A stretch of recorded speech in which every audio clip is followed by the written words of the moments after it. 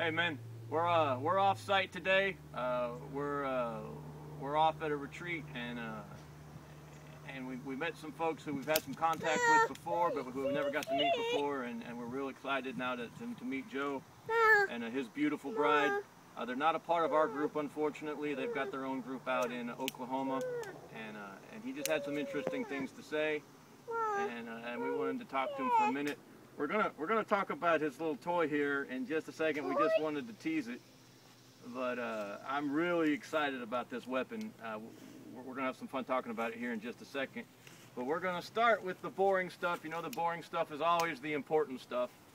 And what really caught my attention first about Joe was what they're calling a mutual support group. And you want to just describe what that is to us for real quick, Joe? Well, basically the long story short on that is that several of us guys had gotten together and as part of friends who enjoy setting things back for the future, for emergency or things like that, each one of us, none of us really wanted to go together as a collective and to group anything together. Each one of us wanted to do it on our own. But then the question came up, what happens if one person's home is overrun, or they have to leave their home, they're not able to take much, if anything, with them? What do you do in a case like that? Because then, now they're showing up at their friend's house and they have nothing. Right? They're totally dependent upon their friend. And so one of the guys suggested, why don't we do like a mutual support pack? And in our group, it wasn't everybody that had to agree to it. It just kind of came about naturally over the course of things. Some men were closer to others within the group, and so they just made it known that if anything ever happened at one house, if you show up at my house, I will allot a percentage of what I have to you, your family. You show up, and if something happens at my house and I show up at your house, this is just an agreement that will mutually help each other that way, so we don't have to preposition.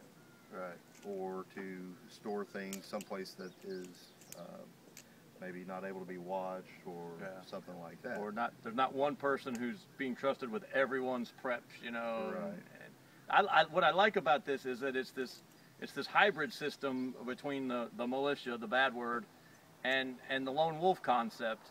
And you're getting some advantages of both. I mean, you're getting some of the disadvantages of both as well, but you're getting some of the advantages of both too, where you're mutually assisting, but you're not dependent on this group.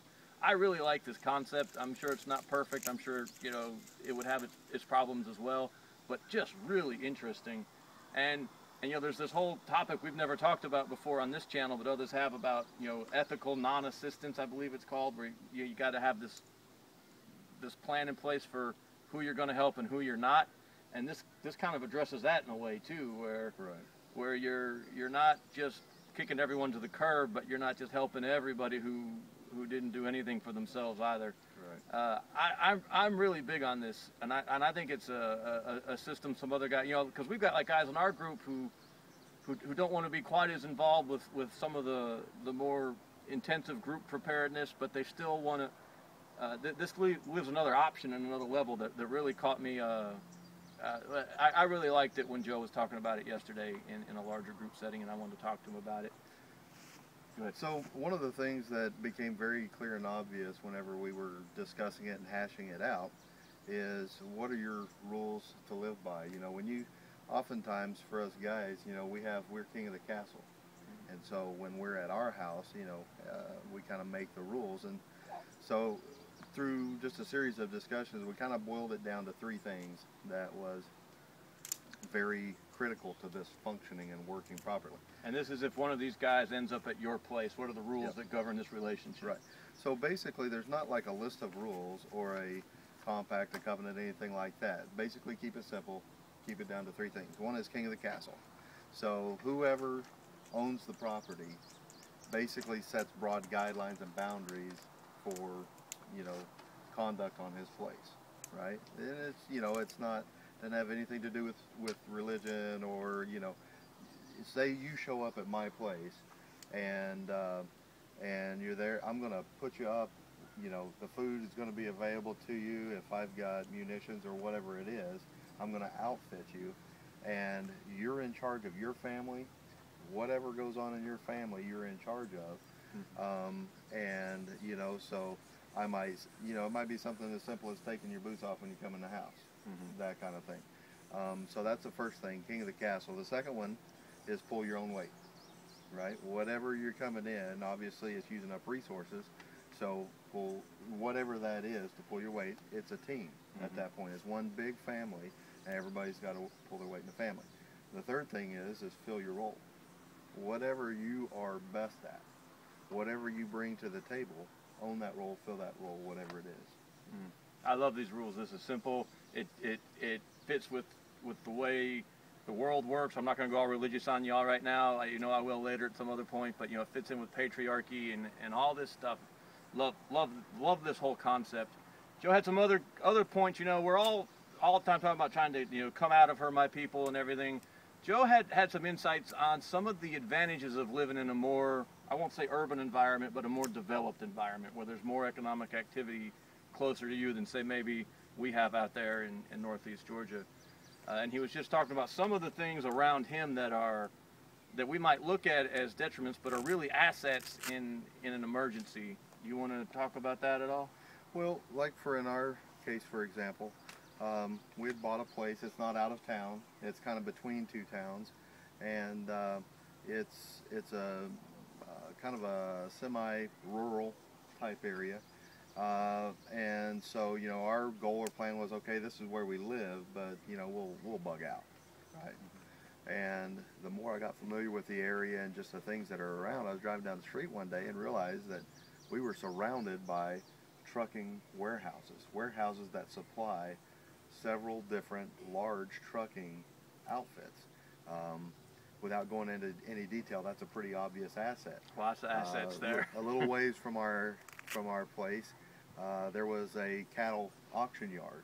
That's a big asset. It's a huge asset. And then, you know, within a couple of miles of us, there were things like heavy equipment dealerships and farm equipment dealerships and you know, places that specialize in Connex containers, and you know, the list just goes on. You mentioned truck stops too. Yeah, a large truck stop not too far from us. Which I had never thought of this before, but Joe's right. It's just one giant fuel farm. You know, all these trucks are, in theory, I mean, you know, you never know for sure, but in theory, all these trucks are sitting there with, you know, a couple hundred gallons of fuel in them. On each, besides what's in the ground. Besides what's in the ground, right. Yeah. It's you know, I'm the bug out now so you can bug in later guy, but there's a lot of advantages to being in an environment like that. I thought there were some really neat ideas. I wanted to talk to you guys about them. We're up in Tennessee at this retreat. I would love to talk to you guys about this retreat, and I may do that later, but I don't know how much battery life we have. Joe's got a neat weapon, and I'd only heard of it just tangentially. You know, I hadn't looked into it yet or anything because it was kind of outside of my area of expertise, but he's got one. We'll probably never have access to another one again, so I asked him if he'd talk about it for us real quick. This is the Sig Sauer MPX, right? Yes. Tell him a little bit about it. Well, this is the MPX. It's the pistol version of, they also have a carbine version that has the legal length barrel on it. And also it actually has a stock with it. This is not a stock, this is a brace. And because this is pistol length, according to federal regulations, if you were to shoulder this, then that automatically makes this weapon, your use of this weapon, not a pistol, but a SBR or short-barreled rifle. This particular one, I have yet to put anything through. I've not fired it at all. This is just the way that I got it. But there were many things that I liked about it from the standpoint of bugging out. One is there's different options. You could take the SIG brace off, and it would easily fit within a backpack or bug out bag. It is set up along an AR-15 platform, which many people are familiar with, and so that makes it very user-friendly. If you have children or your wife that is familiar with that AR-15 platform, you can put this in their hand and they can run everything on it. That's huge. Perfectly. You know, cross-training, simplicity, and all that stuff. That's a huge issue. Your mag release button.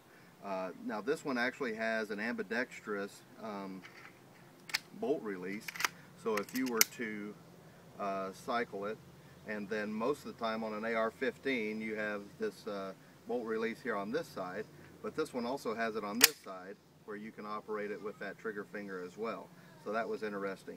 Your safety here is just like the AR-15, from safe to fire, and you also have it ambidextrously here that you could operate it if you're left-handed. So the ambidextrous side of things was just pretty impressive from my perspective.